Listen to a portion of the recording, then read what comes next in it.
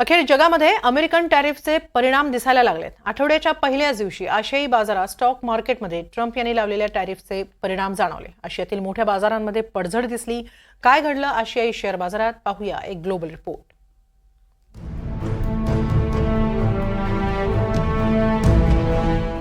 अमेरिकेचे राष्ट्राध्यक्ष Donald Trump यांच्या टॅरिफ लावण्याच्या धोरणानं आज आशियातले बहुतांश बाजार पडले. जपान, तैवान, कोरियाई मार्केटमध्ये पडझड दिसली. सत्तेवर येताच ट्रम्प यांनी कॅनडा, मेक्सिको आणि चीनच्या मालावर टॅरिफ लावण्याची घोषणा केली. ट्रम्प यांनी जाहीर केल्याप्रमाणे चीनी मालावरील आयात शुल्क 10%, कॅनडाच्या मालावरील आयात शुल्क 25%, तर मेक्सिकोवरील आयात शुल्कात 25% वाढ करण्यात आली आहे. ट्रम्प यांनी आयात कर वाढवल्यास त्याला प्रत्युत्तर म्हणून कॅनडाचे काळजीवाहू पंतप्रधान जस्टिन ट्रुडो यांनी अमेरिकन मालावर तेवढाच अतिरिक्त आयात शुल्क लावण्याचा निर्णय जाहीर केला. तिकडे मेक्सिकोनंही अमेरिकन मालावर शुल्क लावत जशास तसं उत्तर देण्याचा प्रयत्न केला. चीनही प्रतिकाराच्याच भूमिकेत आहे. वर्ल्ड ट्रेड ऑर्गनायझेशनकडे हा मुद्दा मांडणार असल्याचं चीननं स्पष्ट केलंय. दरम्यान या टॅरिफ वॉरचा परिणाम आशियाई बाजारांवर दिसला. भारतात सोमवारी बाजार उघडताच सेन्सेक्स 678.01 अंकांनी घसरून 77,827.95 अंकांवर पोहोचला होता. तर NSE निफ्टी 207.90 अंकांनी घसरून 23,274.25 अंकांवर पोहोचला होता. तर आशियाई बाजार उघडताच जपानचा निक्केई निर्देशांक 2.5% घसरला. दक्षिण कोरियाचा कोस्पी निर्देशांक 3% घसरला.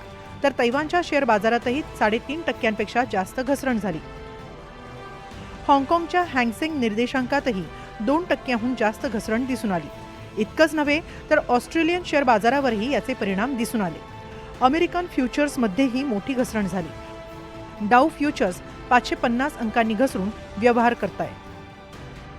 टॅरिफ लावल्यानंतर याचा फटका अमेरिकन ग्राहकांनाही बसणार असं अर्थतज्ज्ञांनी सांगितलंय आणि त्याला खुद्द डोनाल्ड ट्रम्प यांनीही दुजोरा दिलाय.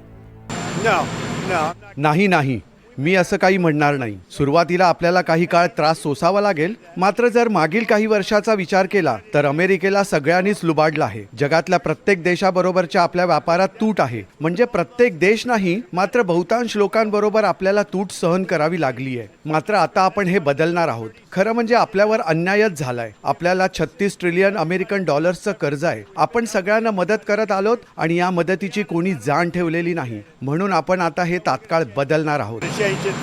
अमेरिकेचा जो ग्राहक आहे तो आधीच ह्या महागाईने भरडला गेलेला आहे. कारण कोरोना नंतर जी महागाई त्यांच्याकडे 2.5% होती ती वाढून 4-5% गेली.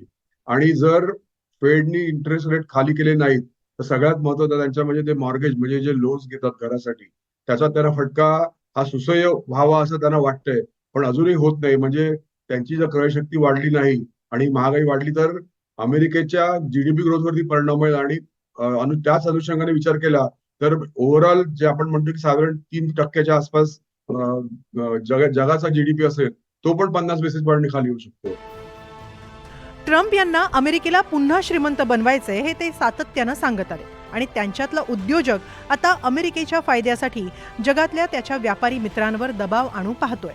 त्यासाठी टॅरिफचं अस्त्र त्यांनी बाहेर काढलंय. अगदी युरोपियन युनियनलाही आम्ही सोडणार नाही असा दावा त्यांनी केलाय. तर 27 देशांच्या युरोपियन युनियननंही तातडीनं प्रतिक्रिया दिली आहे. EU देखील अमेरिकेच्या या शुल्क वाढीला उत्तर देईल असं स्पष्ट केलंय. तर या टॅरिफ वॉरच्या शक्यतेमुळेच आशियाई मार्केट डाऊन झाल्याचं जाणकारांचं मत आहे. दुसरीकडे या सगळ्या जागतिक बाजारांचा परिणाम म्हणून डॉलरच्या तुलनेत रुपयाची आणखी घसरण झाली आहे. डॉलरच्या तुलनेत रुपया 87 रुपये 2 पैशांवर पोहोचलाय. गेल्या 4 महिन्यात रुपया डॉलरच्या तुलनेत 4 रुपयांनी खाली आलाय. सलग 7व्या वर्षी रुपयाची घसरण होतीये. या घसरणीनं नियंत्रणात आलेली महागाई पुन्हा बोकाळण्याची चिन्ह आहेत. रुपया घसरला तर महागाईचं संकट घोंगावतं. कच्चं तेल, इलेक्ट्रॉनिक्स वस्तू, कच्चा माल महाग होतो. वाढत्या आयात खर्चामुळे चलन वाढ होते. व्यापारी तूट वाढते. खाद्यतेल, डाळी, खतं यांच्या आयातीचा खर्च वाढतो. आर्थिक वाढीचा दर खाली येतो. आपल्याला एक लक्षात घ्यायला पाहिजे, सोनं असून दे किंवा खनिज तेल असून दे, क्रूड, याचा आपण सातत्याने इम्पोर्ट करत राहणार आहे.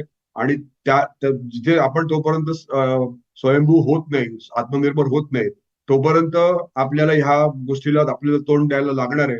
आणि IT कंपन्यांचा जर आपण आता विचार केला तर त्या मानाने IT कंपन्यांची जी प्रॉफिटेबिलिटी आहे ही पण खाली आली आहे.